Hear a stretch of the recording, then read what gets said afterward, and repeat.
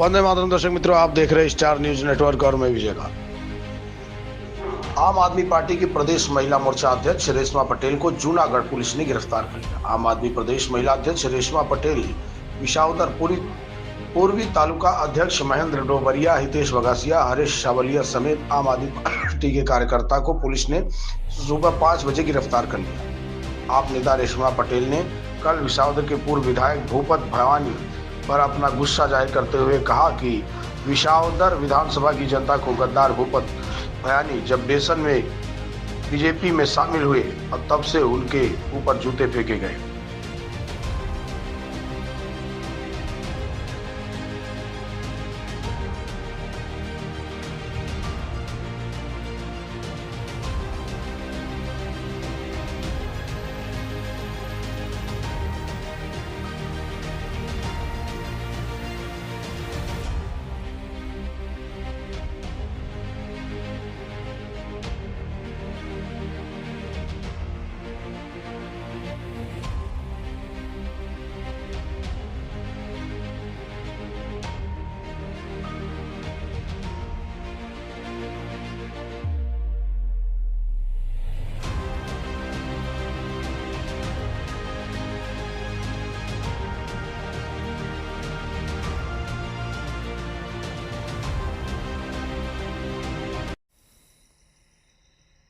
જય હિન્દ। હું રેશમા પટેલ, ગુજરાત પ્રદેશ મહિલા પ્રમુખ, આમ આદમી પાર્ટી।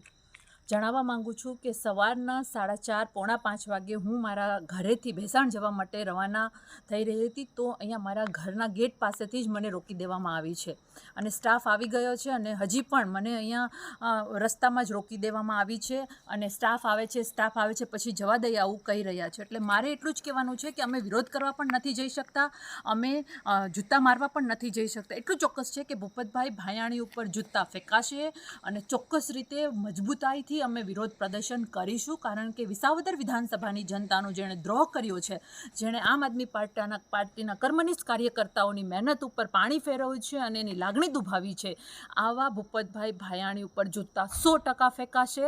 અને એટલું જ મારે કહેવાનું છે કે અમને ભલે અહીંયા રોકી દે, અમારી ધરપકડો કરવામાં આવે, રાતે પણ 2-2 વાગે અમારા તાલુકા પ્રમુખ મહેન્દ્રભાઈ ડોબરિયા અને હરેશભાઈ અને હિતેશભાઈ, આવા બધા કાર્યકર્તા હોદ્દેદારોની ધરપકડ કરવામાં આવી છે। અસંખ્ય કાર્યકર્તાઓની ત્યાં લોકલ લેવલથી ધરપકડ કરવામાં આવી છે। એટલે જ્યારે ભારતીય જનતા પાર્ટી ડરે છે ત્યારે તંત્રને વચમાં લે છે।